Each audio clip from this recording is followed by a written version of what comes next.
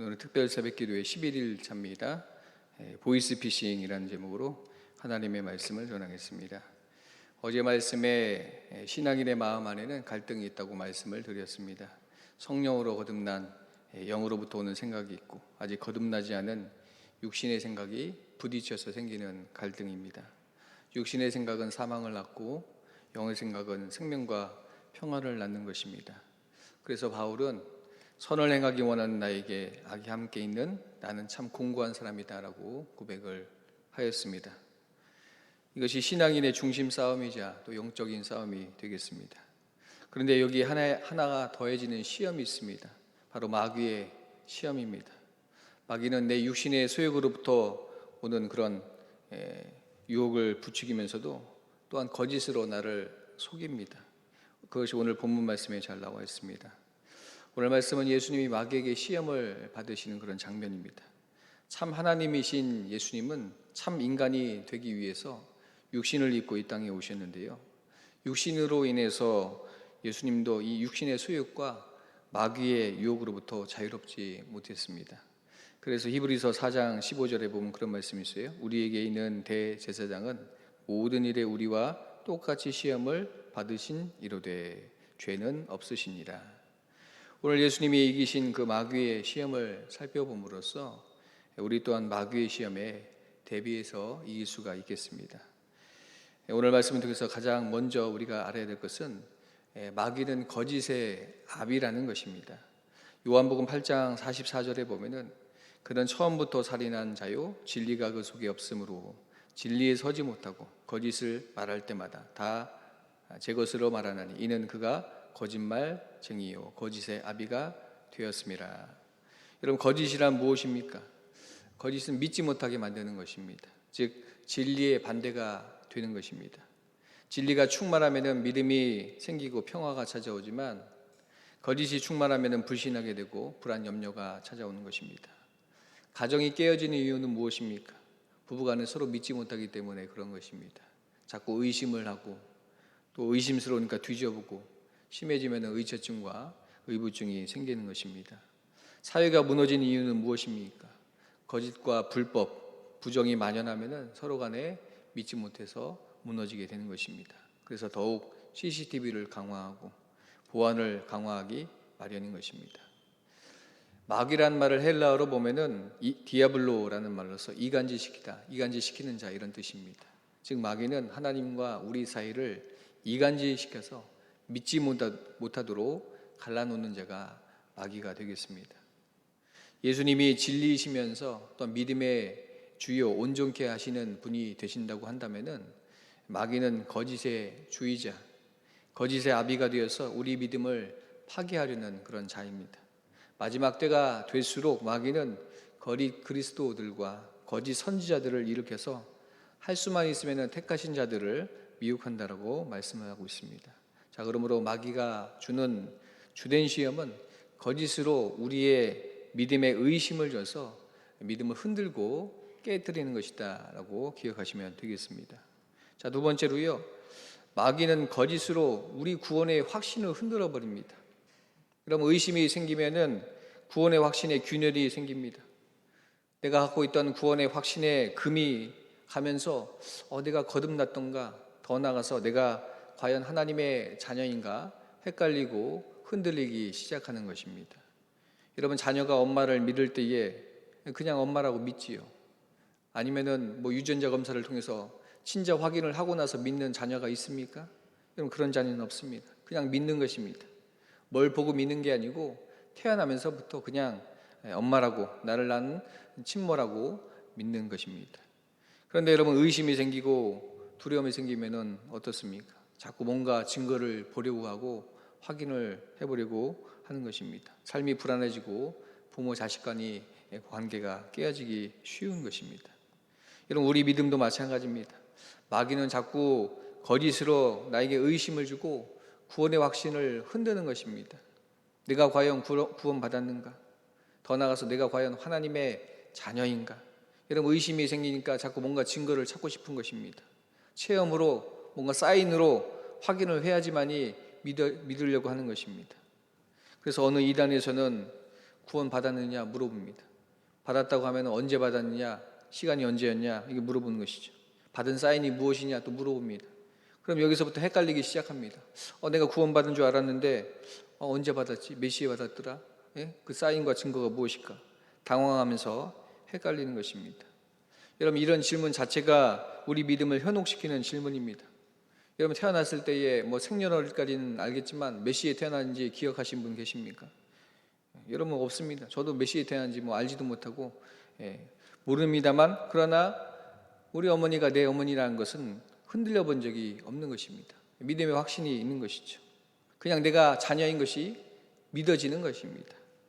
자, 그래서 마귀는요, 그런 거짓으로 우리를 현혹을 한다라는 것입니다. 자, 오늘 본문에 보면 마귀도 예수님에게 뭐라고 시험을 하는가? 3절 말씀을 한번 소리내서 읽어보겠습니다. 시작. 시험하는 자가 예수께 나와서 이르되 내가 만일 하나님의 아들이거든 명하여 이 돌들로 떡덩이가 되게 하라. 아멘.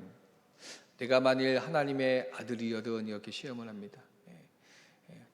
돌로 떡을 만들어 먹어라 이렇게 육신의 어떤 유혹을 하기 이전에 거짓으로 흔들어 제낍니다. 네가 만일 하나님의 아들이거든. 여러분, 하나님의 아들이신 예수님에게조차 마귀는 네가 하나님의 아들 맞느냐, 맞으면 이렇게 좀 해봐라 라고 거짓말로 시험을 하는 자입니다.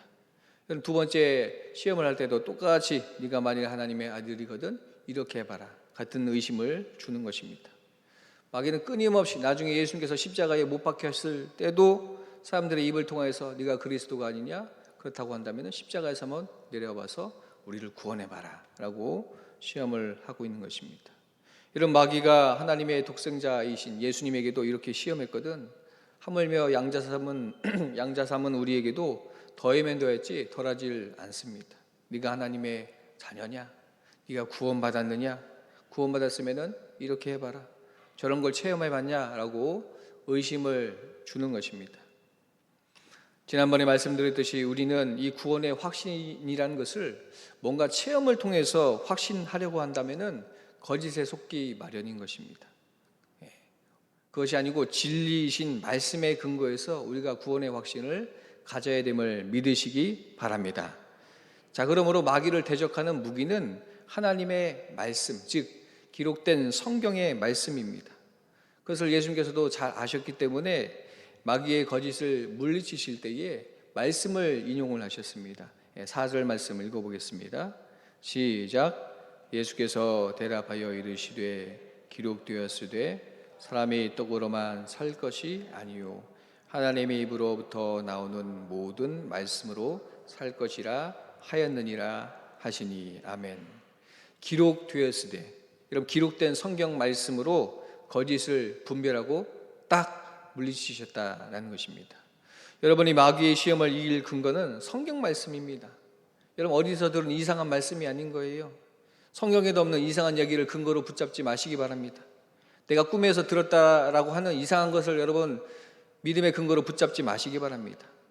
누가 해준 좋은 인생의 조언이라고 해도 여러분 그것은 여러분들의 믿음의 근거가 될 수가 없는 것입니다. 오직 기록된 하나님의 말씀, 가장 권위 있는 진리이자 우리에게 주신 성경 말씀이 여러분들 믿음의 근거가 되어야 됨을 믿으시기 바랍니다. 여러분, 요새는 기술이 발달해서 위조 지폐가 아주 정교해졌습니다. 판독하기가 참 판별해내기가 어려운 시대입니다. 그런데 위조 지폐를 판별해내는 이 간별사들은 어떤 훈련을 받느냐면요, 위조 지폐를 많이 들여다보면서 연구하는 것이 아니고 오직 진짜 지폐를 계속 보는 훈련을 한다는 것입니다. 진짜 지폐를 계속 보면은 가짜인지 아닌지를 이렇게 분별해낼 수 있다라는 것입니다. 여러분, 이단이 극성인데 이단을 분별해내는 방법은 이단에 대해서 공부하는 것이 아닙니다. 진리이신 성경 말씀을 계속 부단히 바라보면서 공부할 때에 우리는 이단을 또 마귀의 거짓을 분별하고 골라낼 수 있다라는 것입니다. 여러분, 그러기 위해서 여러분들이 진리를 사랑하셔야 되는 것입니다. 잠언서 23장 23절 말씀 보면요, 진리를 사되 팔지는 말라라고 말씀하고 있습니다. 얼핏 보면 누가 진리를 팔까 싶은데 여러분, 가룟 유다가 그랬습니다. 진리이신 예수님을 은 30에 팔아버렸습니다. 거짓에 속고 물질에 속아서 진리를 팔아버린 사람입니다. 그러므로 여러분, 진리를 우선 사랑하는 마음을 가지셔야 되는 것입니다. 진리를 사랑하고 사모하는 마음이 있으셔야 되는 것입니다. 다른 말로 예수를 사랑하고 사모해야 되는 것입니다. 은혜의 자리와 예배의 자리에 나온 것을 우선으로 해야 된다라는 것입니다. 또 여러분, 성경 말씀을 사모하고 사랑하셔야 됩니다.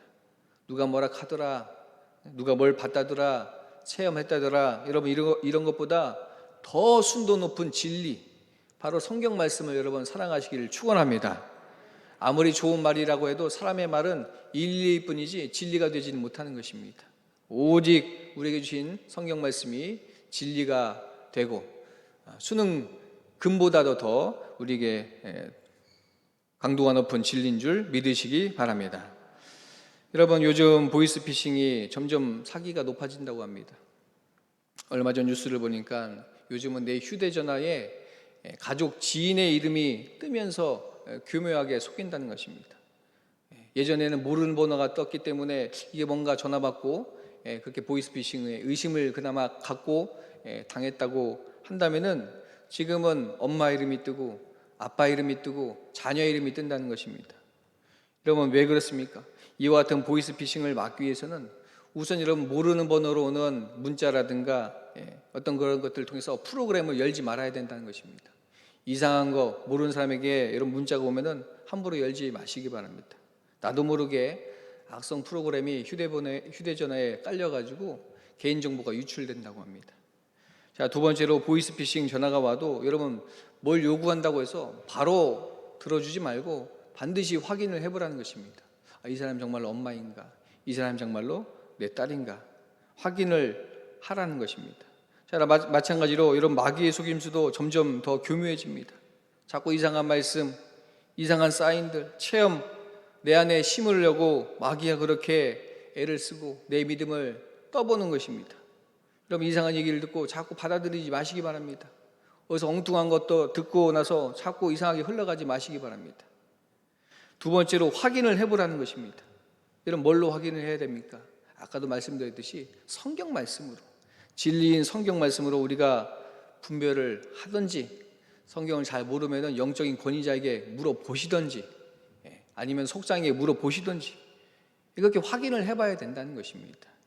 그래서 여러분, 우리가 갖고 있는 이 구원의 기쁨과 확신을 절대로 거짓에 속아서 빼앗기지 말아야 된다는 것입니다.